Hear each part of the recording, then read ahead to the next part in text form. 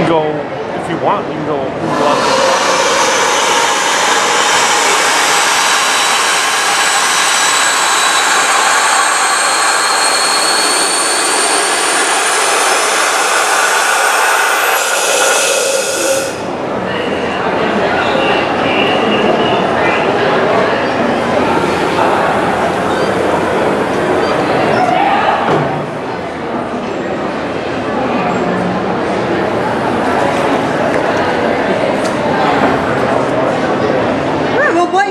Running is an 1859 Corliss stationary steam engine.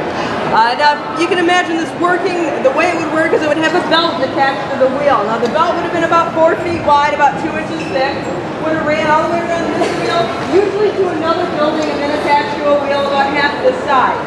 From that wheel there would have been a shaft that was powering a sawmill or a textile mill. Say you had the sewing machines on a line, there would be a shaft that ran down the center of the factory, and you would have each individual machine would have a belt that would wrap around the shaft. This wheel would have been turning that shaft. Now if you need a better visual of that, if you go right behind this wheel, there's a wooden canopy, and on that wooden canopy there's a scale model of what a factory powered by a stationary steam engine would have looked like. Now the wheel you're seeing here was built in 1859 in Providence, Rhode Island. It is a 24-foot flywheel, came in 18 different pieces. There was 8 spokes, 2 hubs, and then the 8 different pieces for the wheel itself. Weighs somewhere over 20 tons. Now nobody weighed it when it came in, and we don't know exactly what it was made out of, so that's the curator's best estimate is somewhere over 20 tons. It's going right now at 7 to 8 RPMs. Back in the heyday, running in a factory anywhere from 75 to 100 would have been normal. So it's only running at about a fraction of what it's really capable of. Now this machine was built by George Corliss, and what makes this engine different from a lot of the other steam engines that you see around the museum is the flyball governor. It's these 2 wheels, little balls spinning around. Now if you look at all the other engines in the museum, a lot of them have that. And you know, steam engines were not new in 1859, they had been around several hundred years in fact. And most of them did have something like this. What was different about the Corliss engine is what these flyball governor controlled. Now on other machines, the flyball governor only controlled the amount of steam going into the engine. On a Corliss engine, this flyball governor actually controlled a very complex valve system. What that meant is that it was a very efficient engine.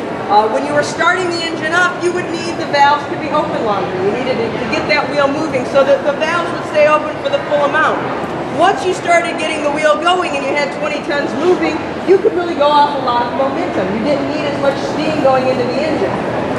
The flyball governor could regulate that, and as soon as it had enough steam, then it would close the valve.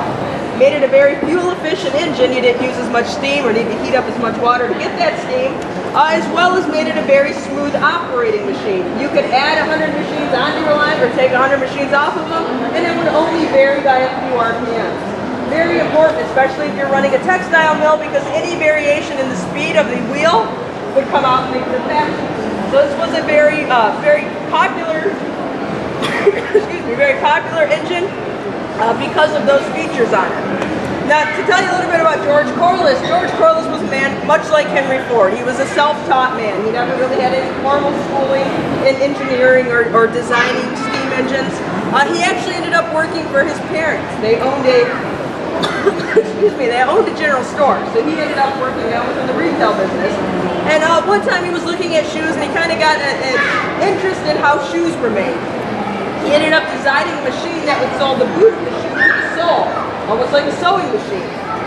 So he had these drawings, and at that point in the late 1800s, really the machining capital of the world was Providence, Rhode Island. So he took his drawings to Providence, went down to several different machining companies down there. And one of the men that he was showing these drawings to said, George, there's no future in sewing machines.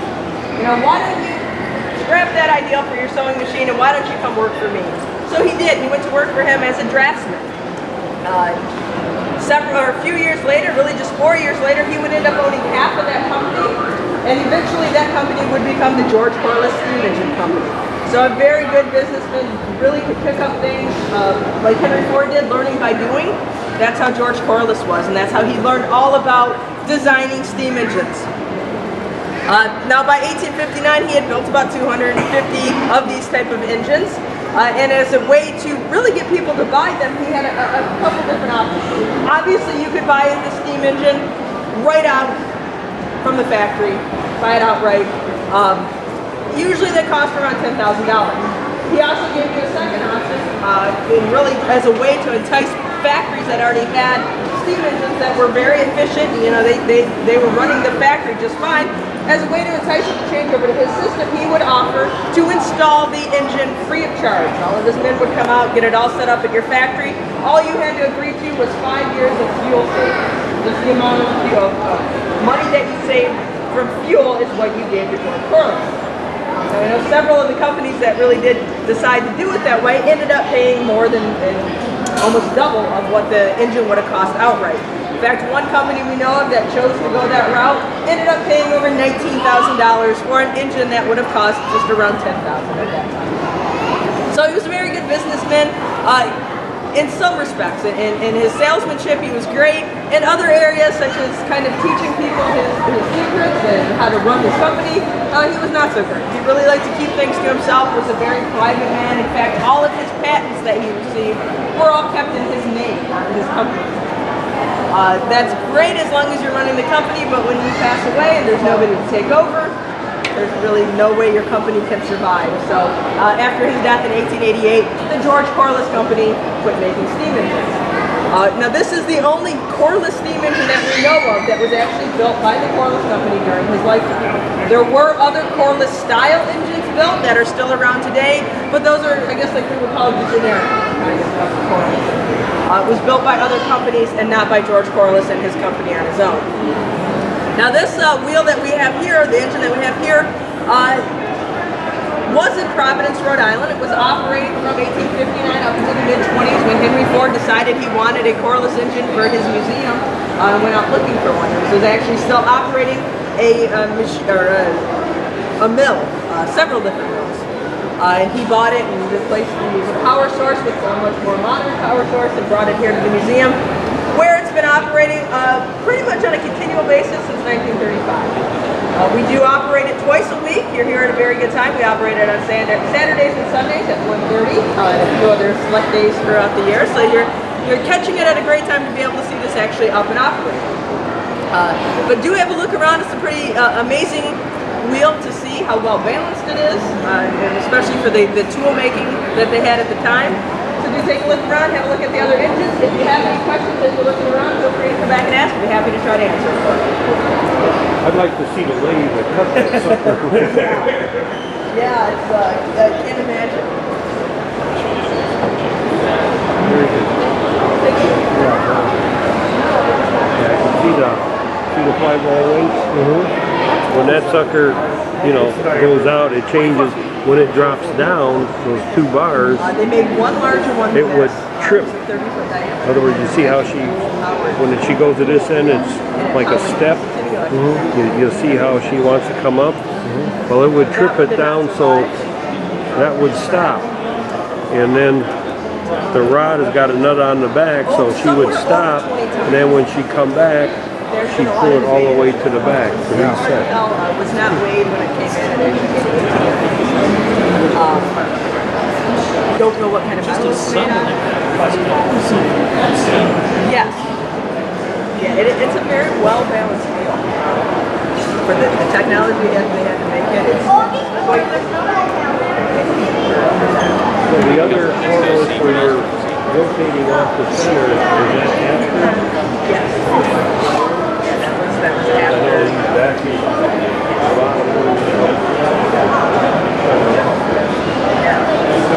That was after this one.